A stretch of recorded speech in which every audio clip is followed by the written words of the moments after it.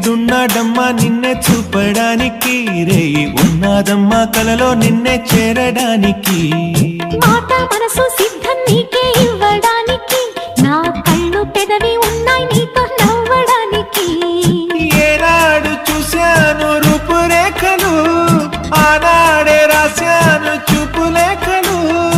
ఏ రోజు లేవమ్మా ఇన్ని వింతలు, ఈ వేళ నా ముందు ప్రేమ పుంతలు. ఏడు వింతలను మించే వింత మన ప్రేమే సుమా.